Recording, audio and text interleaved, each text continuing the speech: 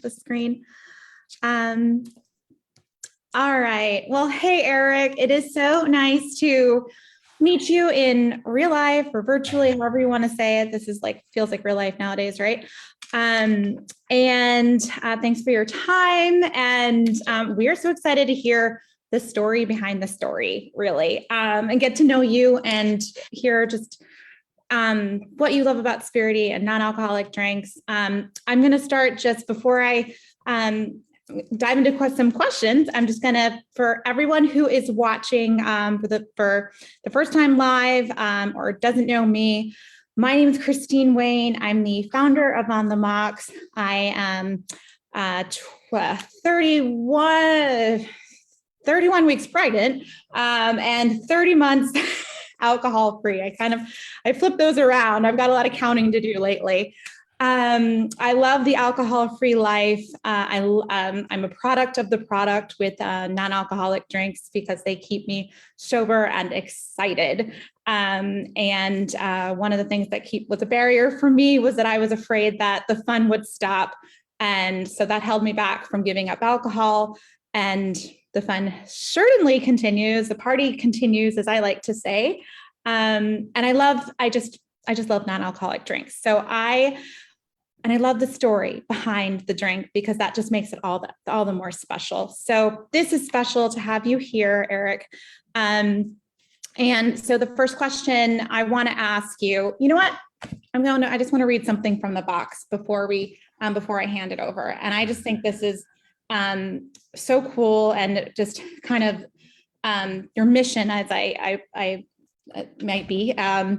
Rethinking the adult social occasion. In 2018, I got sober. Sobriety for me was about much more than abstaining from alcohol. It was about choosing to engage with life differently and on a new level.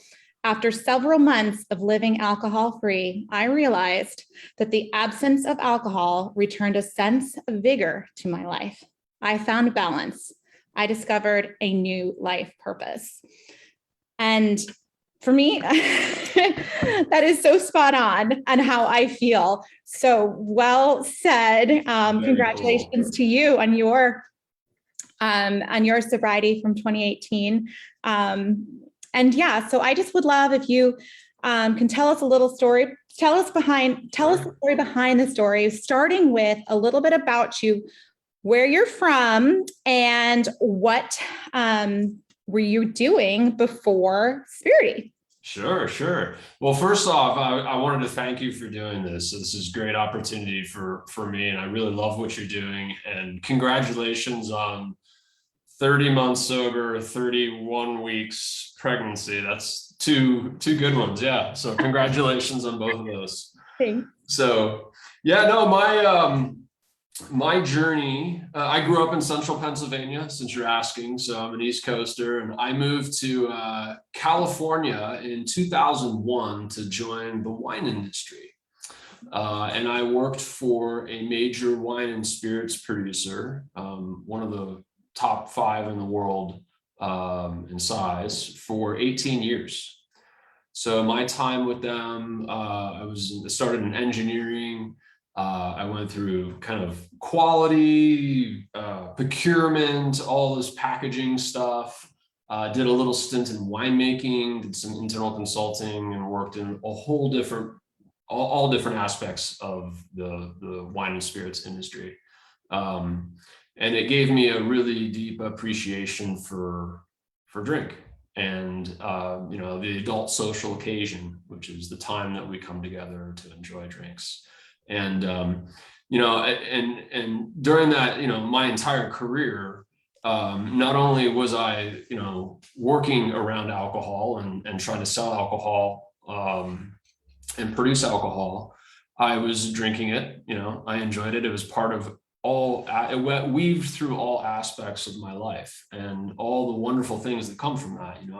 I've had amazing wine experiences that a lot of people would pay big bucks for. I've tasted wines with some of the best winemakers in the world. I've literally poured out of stills with some of the best spirits makers in the world. I've traveled to most of the major wine regions. I know the California appellations very well. And I had a deep passion for wine and spirits. But, you know, over time, you know, and living with it, working with it, you know, coming home every day, having a couple glasses of wine, and the same story that everybody has here is that we, you know, it's something that developed over a long period of time. And it took 10 years for me to really start to realize that, wow, it's just been too much for me. And one day you kind of wake up and you're like, holy cow, what's the last day that I've gone without having a glass of wine? You know, what's the last day? How many days has it been since I have been sober all day? And I was never really, you know, I definitely drank a lot, but I was never really to the point where I was smashing cars and, you know, doing stupid things. But every evening I would come home and I've had a glass of wine that turned to 2 glasses, 3 glasses of wine, a beer, 2 beers, 3 beers. I started out with my typical 6-pack of beer, and then that turned into a 6-pack of, you know, 8% IPAs, and then my favorite, you know, big boozy 40 bomber beers, which I loved, right? And it just became too much. You know, I still had a balance in my life. I was exercising, I was getting up, I had a big job at a big company, and I was working, traveling a lot, and drinking most of my evenings away. And, you know, over time, it definitely started to wear on me physically, and mentally. And I just got to this point where I felt stuck. And for several years, and I realized it after several years, but I wasn't growing anymore. And I had reached a point where I was in my, you know, just had turned 40-ish, right around there. And I started to realize that, God, you know, life isn't over, and you're starting to resign to this kind of pattern of getting up and going to work and coming home and having a drink and 2 drinks and 3 drinks until you're kind of checked out, and you live in a life where it's either on or off all the time, right? So does this resonate? I'm like trying not to like cry too much because it's so familiar. And 40 was a turning point for me too, of just like, is this really your life?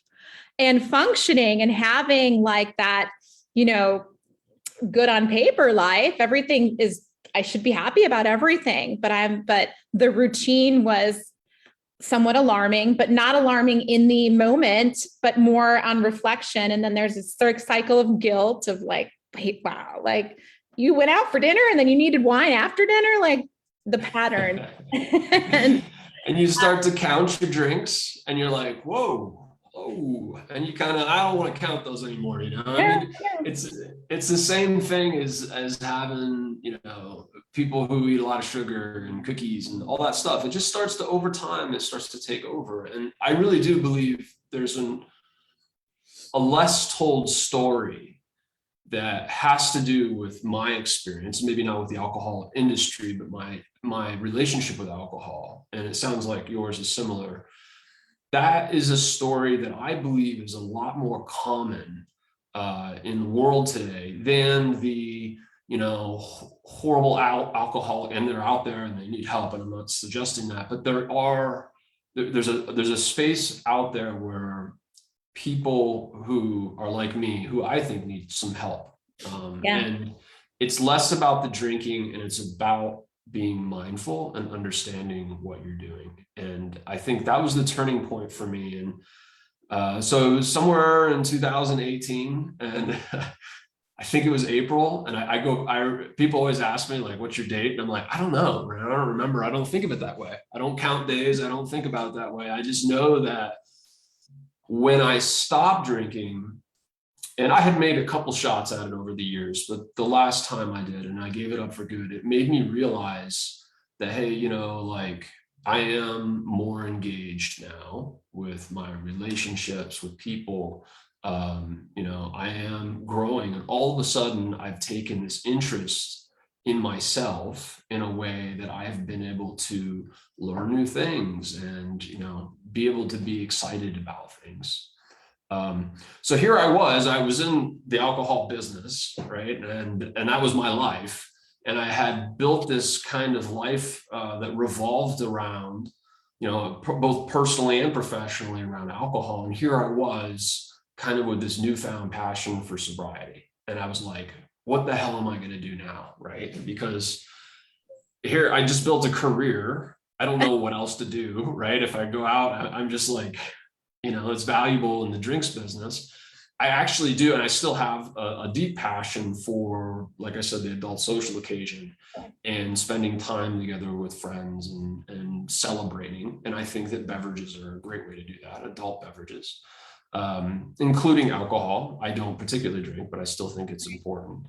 And I said to myself, here I am, I got these skills, I got a passion for sobriety. I was paying attention to what was happening in the marketplace, and I could definitely see there was an opportunity for a product in the non-alcoholic adult beverage space. So that kind of got the inkling in my ear. And I have to credit, over my time when I was drinking, I would have ideas like this all the time. Right? Things that I want to do, and I want to go do this, and I want to go do that. And I see this great opportunity here, business wise or professional. I should go here and do this. But at the end of the day, I never did any of it. Right. And when I got sober, all of a sudden it gave me the energy and the focus and the time in my life back to be able to go do these things. And it's been like a rocket ship ever since. Right? I have been on a rocket ship, and I can't stop it, It doesn't feel like it every day, especially this morning, but but most days I feel like, I'm going gangbusters. My life was kind of tied down. I'd get up, I'd go through the grind, I'd come home, have a glass of wine, go to bed, get up, exercise, right? And it just was this thing that kept going. And, now my life is very different, right? I live in a new place. I've got new relationships. I've got a new business, things that I've never thought I'd do. I'm taking risks like I've never thought I would take with my life. I feel like I'm 25 years old. Yeah. And so when I say kind of the mission, just tying it back to what you read on the box there is absolute truth in all that. That's not made up. That's not a story that I invented. From the heart, I do believe that, there really is, I'm not trying to change the drinking environment. The adult social occasion is super important. It's where I see my friends. It's how I celebrate things. And I want that to continue. I just want us to think about that the adult social occasion, rethinking the adult social occasion, is severing the tie that is there with alcohol. That if you choose not to, we have now options that are, different, right? That we can go ahead and explore. And you're seeing that across the board. The non-alcoholic beer category is just going gangbusters. The products are fantastic. I see you're obviously well-versed on all the products. I can see in the background there.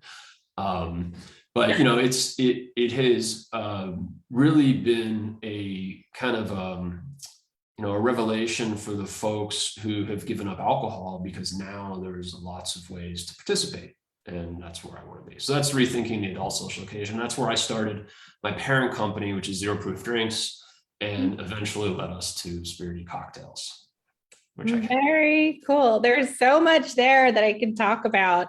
And you touched on really gray area drinking, which is you got sober, you've got, non-drinkers, you've got sober curious, you've got needs to cut back, you've got, mindful drinkers that are more conscious of their drinking, of their health, that are paying attention to what's trending in the news about alcohol.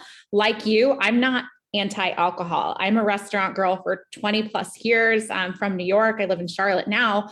But my background is in event planning and party planning and keeping the party going. And I love restaurants and sitting at the bar. And so I'm not anti-alcohol, but mindful drinking and studying my relationship with alcohol was important.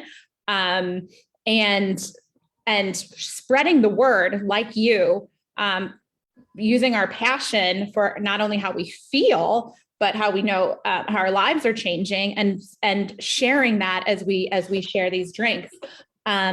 That has become my life mission too. Because when I first gave up alcohol, I was like, I don't know what to do. Everything I do has alcohol in it, right? Everything. So it's very fun to share now non-alcoholic drinks and how we feel drinking them, while keeping the party going. Yeah. Okay, so you call yourself a master distiller. That is not something. I have a lot of things on my resume. That is not one of them. Tell us about getting the recipe right.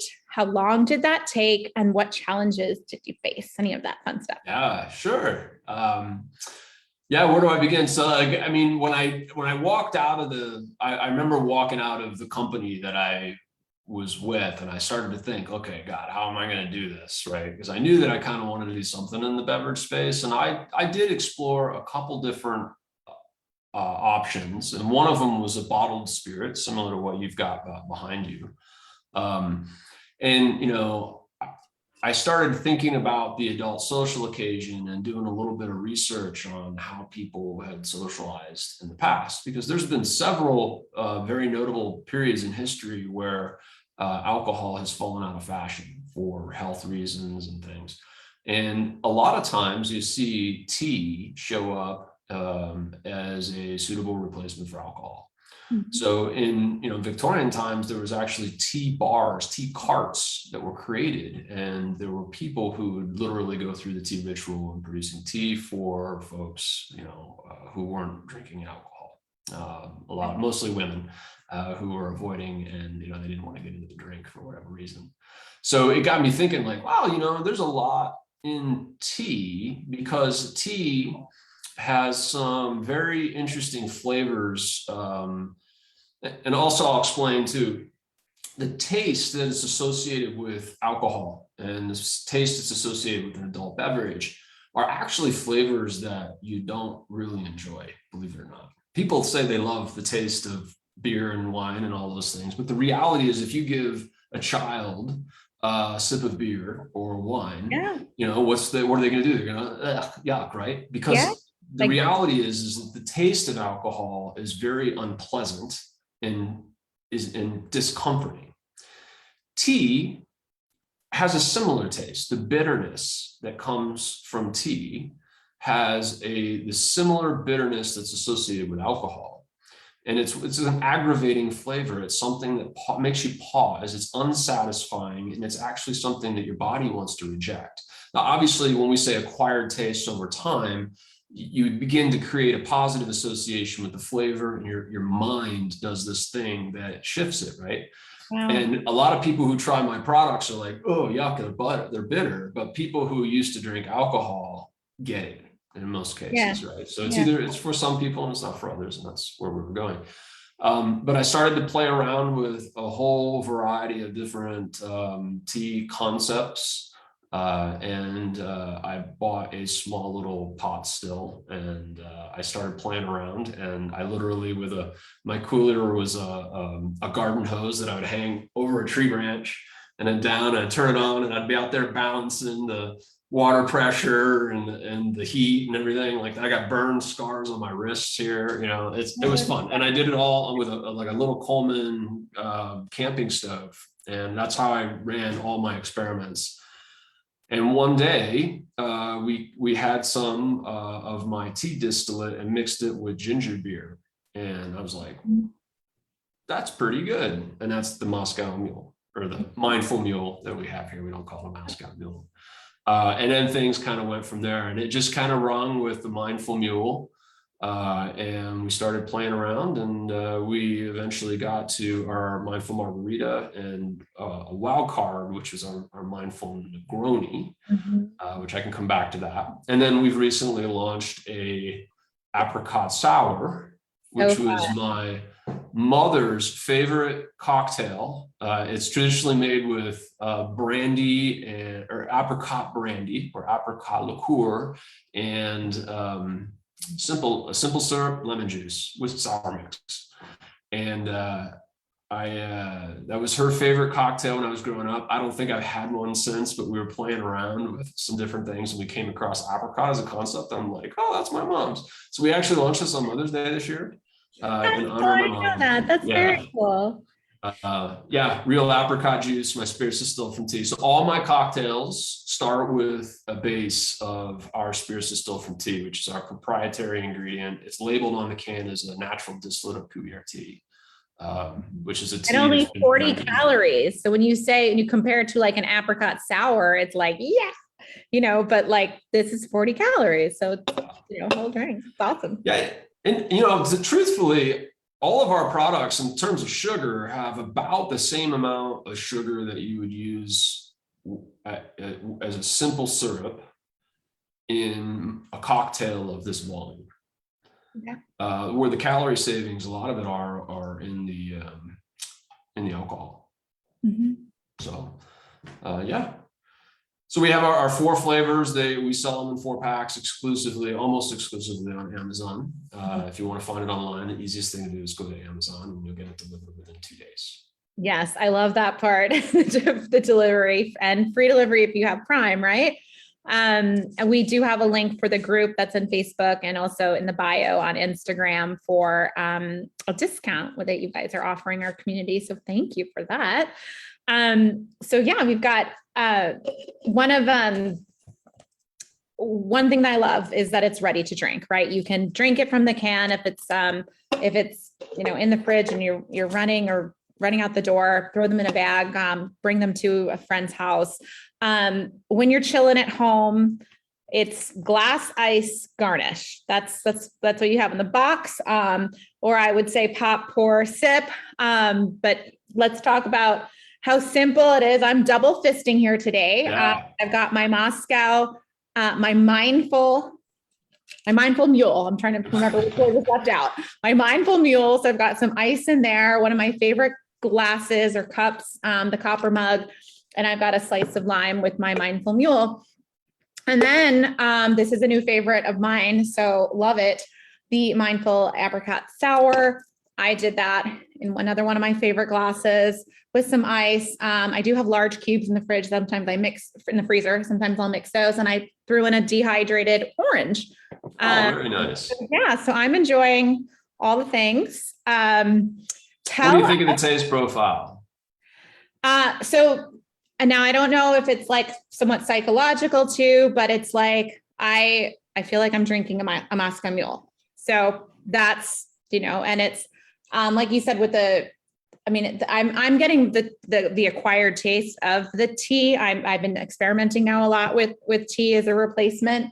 Of course I've got all these non-alcoholic spirits, but, I want to have a balance. I'm not triggered by spirits, or the non-alcoholic spirits, but some people are. So, it's important to introduce all of those things, all of it, to everybody. I think this is, you know, for those that are triggered by non-alcoholic spirits, this could be a safer way to go.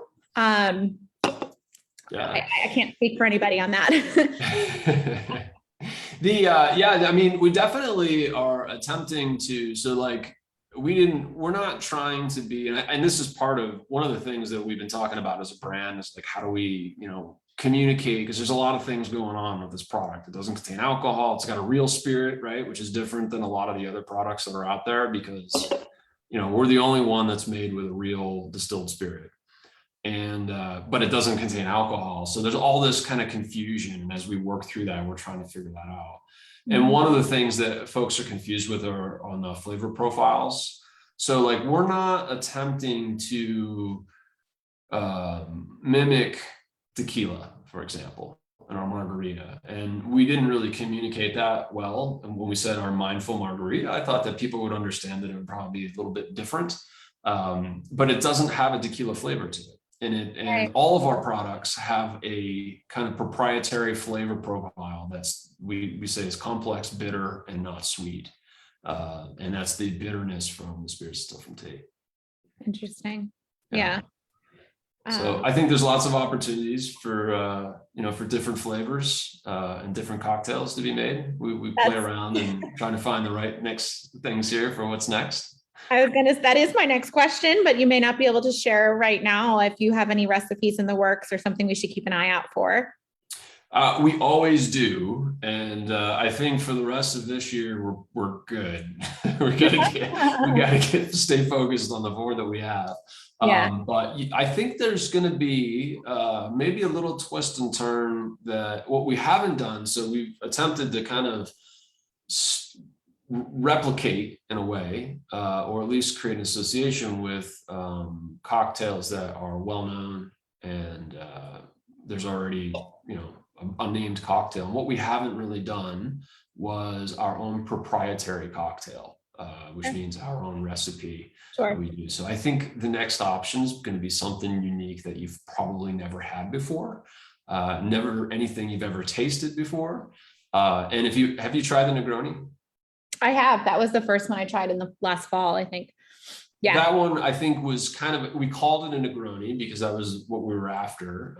But it is something that's extremely unique, right? The taste profile is not something, you can't make anything taste like a Negroni. If anybody tells you they're going to make a non-alcoholic Negroni, they're lying to you, because that's what a Negroni is. It's alcohol.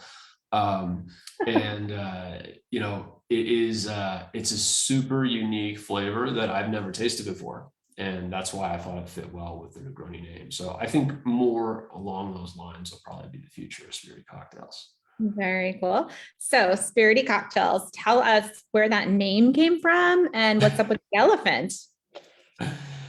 So yeah, the Spirity is originally a play on spirits and tea, right? Okay. Obviously, it's kind of a cheeky. There you go, Spirity. Right? But I think what, I realized, and what I did when we were going through the branding process is I pulled I went through we did a thing where we had almost 700 sober related posts that were done through Instagram. And we pulled words out of there and ran them through a word analyzer. And the 4 words that came out, right? And this is kind of weird after our conversation, is feel life, live today, right? Out of all the conversations that are occurring around sobriety right now, that's the words that keep popping out. And when we said feel life, be spirity, Spirity has taken on a new meaning, which is the positive feeling that you get from being sober and socializing sober. So Spirity, initially it was our Spirits Distilled from tea and a play from that. But I think to me now it's becoming a little bit more of a word that has to do with being proud of our sobriety and happy with who we are and where we are in our lives and our relationship with alcohol. So it's shifting into to give it new meaning. The elephant. Mm-hmm. So believe it or not, and it kind of started out and it stuck, and we haven't really done much to develop the elephant in terms from a brand perspective. It's a great icon, but yeah. Elephants in Indonesia, Asia, in parts of China where you have Asian elephants, you will find them socializing and congregating in tea gardens. They will use them as kind of their you have these mass forests. Unfortunately, the forests are getting smaller, the tea gardens are getting bigger, but you'll find elephants going out, and they're horrible. They go in there and they play, they tear out tea plants, they destroy things for the farmers. But they're socializing, and I thought it was a great icon. And there's a lot of farmer elephant conflict that's occurring right now, especially in some of the places where there's the economics are highly dependent on the tea plantations. So I thought, what a great icon, that ties together tea and mindfulness and strength and all those pieces, yeah. Right? And that's where we came up with the elephant. But I don't know what we're going to do with the elephant. It's got a, I wish I could say there's a highly deliberate use of it, but it's become a little bit iconic. But we have to do some brand work to kind of develop it out a little bit. Well, I love the background and what you're just saying with mindfulness and strength, and even just the visualization of elephants in the tea garden. That all works. It's cool. And it's intriguing because it's like, what's that? What, excuse me. You catch it on all the boxes in the can. So it's like, ooh, what is that? So thank you for sharing. We're in on the secret.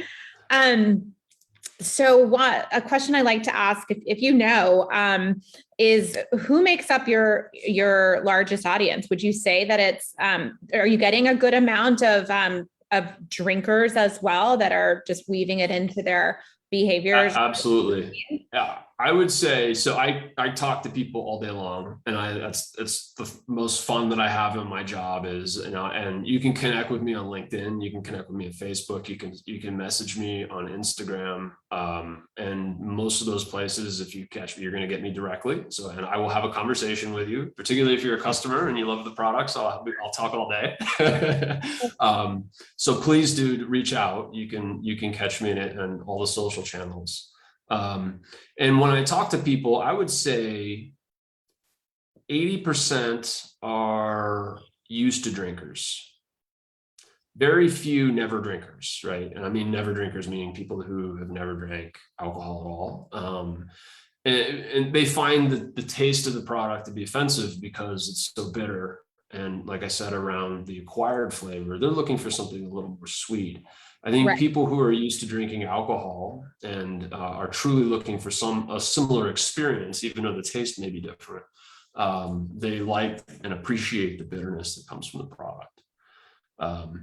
Primarily female, they range, 22 to 44-year-old females. Don't know how that crowd kind of comes, but we build the brand and we let the customers come, and we're starting to learn who they are. But a lot of them are non-alcoholic beer drinkers looking for something different too. And that's been a great opportunity for us, because I believe that, just like in the alcohol segment, you're going to have beer drinkers looking for things like seltzers and canned cocktails. You're going to have non-alcoholic beer drinkers looking for new flavors. And that's where we see the opportunity. That's awesome. Yeah, I wasn't a big cocktail girl. I was more into maybe a vodka martini, but wine. I was big into my wine drinking. And I was pleasantly surprised and happy that these weren't too sweet, especially getting to try the new flavors, but also that is kind of what I crave now. I'm definitely adventure, like I'm stepping into this more adventurous place of more sweet drinks and playing with all the fruits and herbs and just exploring more so than my drinking days.